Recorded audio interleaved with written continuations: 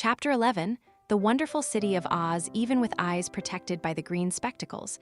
Dorothy and her friends were at first dazzled by the brilliancy of the wonderful city. The streets were lined with beautiful houses, all built of green marble and studded everywhere with sparkling emeralds. They walked over a pavement of the same green marble, and where the blocks were joined together were rows of emeralds, set closely and glittering in the brightness of the sun. The window panes were of green glass. Even the sky above the city had a green tint, and the rays of the sun were green. There were many peoplemen, women, and children walking about, and these were all dressed in green clothes and had greenish skins. They looked at Dorothy and her strangely assorted company with wondering eyes, and the children all ran away and hid behind their mothers when they saw the lion, but no one spoke to them. Many shops stood in the street, and Dorothy saw that everything in them was green. Green candy and green popcorn were offered for sale, as well as green shoes, green hats, and green clothes of all sorts. At one place, a man was selling green lemonade, and when the children bought it, Dorothy could see that they paid for it with green pennies. There seemed to be no horses nor animals of any kind. The men carried things around in little green carts, which they pushed before them. Everyone seemed happy and contented and prosperous. The guardian of the gates led them through the streets until they came to a big building, exactly in the middle of the city, which was the Palace of Oz, the Great Wizard. There was a soldier before the door, dressed in a green uniform and wearing a long green beard. "Here are strangers," said the guardian of the gates to him, "and they demand to see the Great Oz." "Step inside," answered the soldier, "and I will carry your message to him." So they passed through the palace gates and were led into a big room with a green carpet and lovely green furniture set with emeralds. The soldier made them all wipe their feet upon a green mat before entering this room, and when they were seated, he said politely, "Please make yourselves comfortable while I go to the door of the throne room and tell Oz you are here." They had to wait a long time before the soldier returned. When, at last, he came back, Dorothy asked, "Have you seen Oz?" "Oh, no," returned the soldier. "I have never seen him. But I spoke to him as he sat behind his screen and gave him your message. He said he will grant you an audience if you so desire, but each one of you must enter his presence alone, and he will admit but one each day. Each day, therefore, as you must remain in the palace for several days, I will have you shown to rooms where you may rest in comfort after your journey." "Thank you," replied the girl. "That is very kind of Oz." The soldier now blew upon a green whistle, and at once a young girl, dressed in a pretty green silk gown, entered the room. She had lovely green hair and green eyes, and she bowed low before Dorothy as she said, "Follow me and I will show you your room." So Dorothy said goodbye to all her friends except Toto, and taking the dog in her arms, followed the green girl through 7 passages and up 3 flights of stairs until they came to a room at the front of the palace. It was the sweetest little room in the world, with a soft, comfortable bed that had sheets of green silk and a green velvet counterpane. There was a tiny fountain in the middle of the room that shot a spray of green perfume into the air to fall back into a beautifully carved green marble basin. Beautiful green flowers stood in the windows, and there was a shelf with a row of little green books. When Dorothy had time to open these books, she found them full of queer green pictures that made her laugh. They were so funny. In a wardrobe were many green dresses, made of silk and satin and velvet, and all of them fitted Dorothy exactly. "Make yourself perfectly at home," said the green girl, "and if you wish for anything, ring the bell. Oz will send for you tomorrow morning." She left Dorothy alone and went back to the others. These she also led to rooms, and each one of them found himself lodged in a very pleasant part of the palace. Of course, this politeness was wasted on the Scarecrow, for when he found himself alone in his room, he stood stupidly in one spot, just within the doorway, to wait till morning. It would not rest him to lie down, and he could not close his eyes, so he remained all night staring at a little spider which was weaving its web in a corner of the room, just as if it were not one of the most wonderful rooms in the world. The Tin Woodman lay down on his bed from force of habit, for he remembered when he was made of flesh. But not being able to sleep, he passed the night moving his joints up and down to make sure they kept in good working order.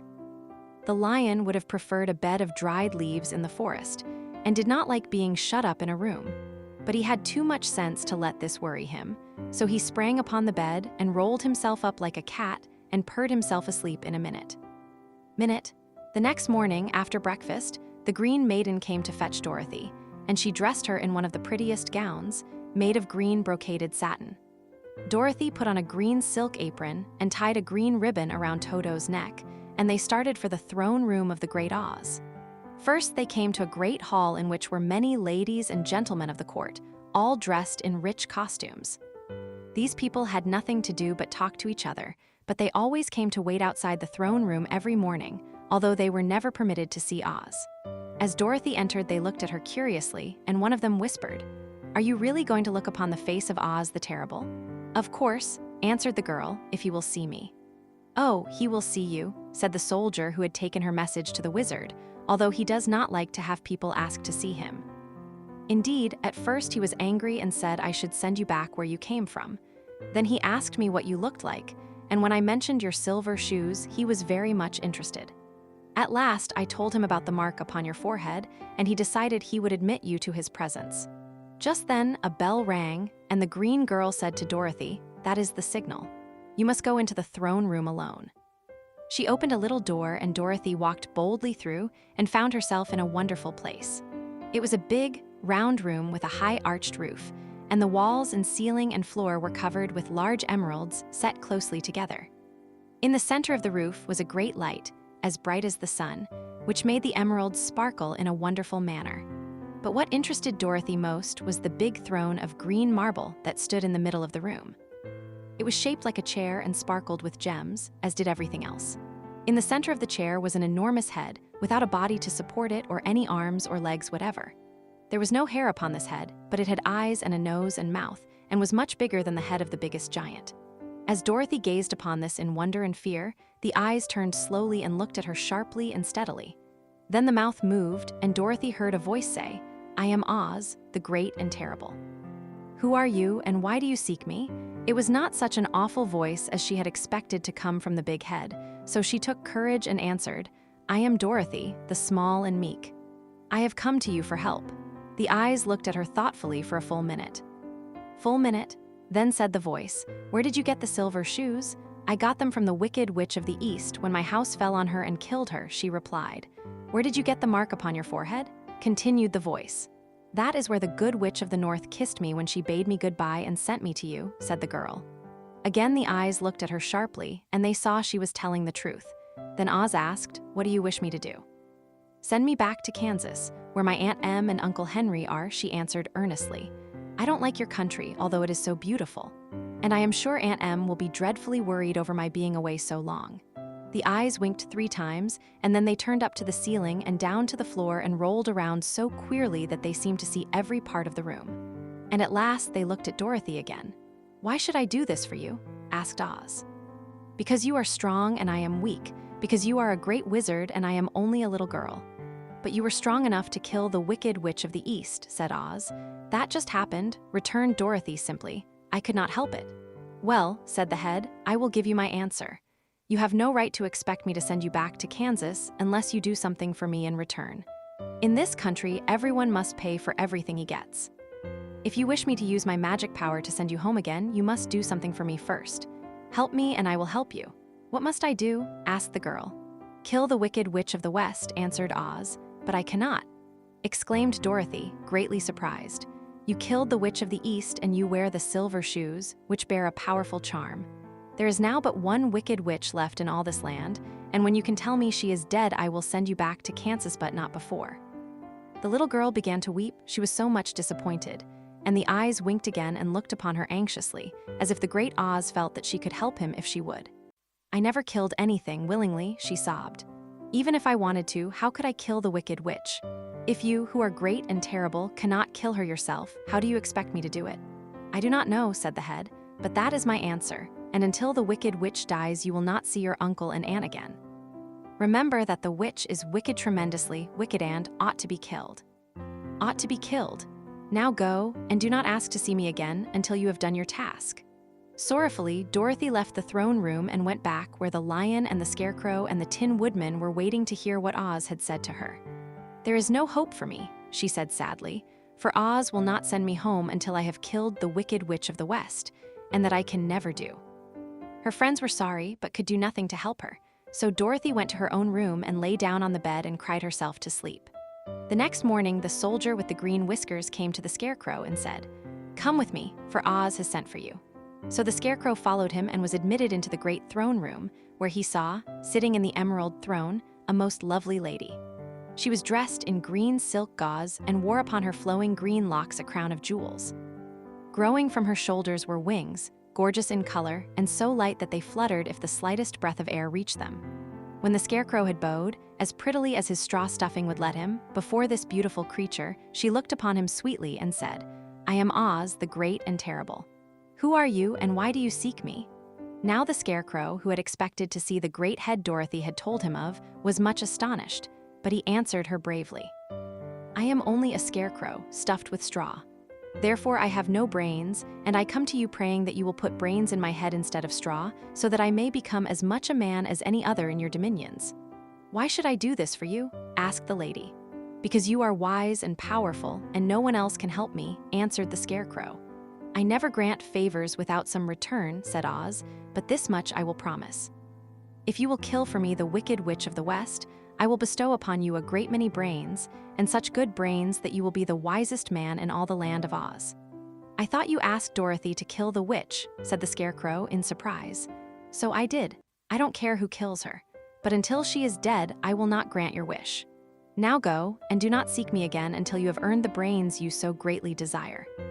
The Scarecrow went sorrowfully back to his friends and told them what Oz had said. And Dorothy was surprised to find that the great wizard was not a head, as she had seen him, but a lovely lady. "All the same," said the Scarecrow, "she needs a heart as much as the Tin Woodman." The Tin Woodman. On the next morning, the soldier with the green whiskers came to the Tin Woodman and said, "Oz has sent for you. Follow me." So the Tin Woodman followed him and came to the great throne room. He did not know whether he would find Oz a lovely lady or a head, but he hoped it would be the lovely lady. For he said to himself, "If it is the head, I am sure I shall not be given a heart, since a head has no heart of its own and therefore cannot feel for me. But if it is the lovely lady, I shall beg hard for a heart, for all ladies are themselves said to be kindly-hearted."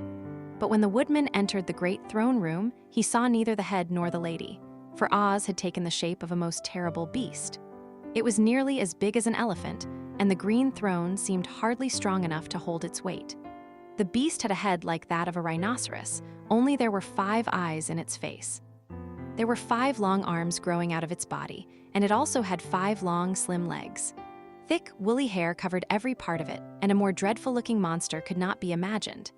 It was fortunate the Tin Woodman had no heart at that moment, for it would have beat loud and fast from terror.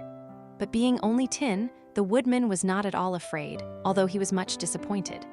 "I am Oz, the great and terrible," spoke the beast, in a voice that was one great roar. "Who are you and why do you seek me? I am a woodman and made of tin. Therefore I have no heart and cannot love. I pray you to give me a heart that I may be as other men are."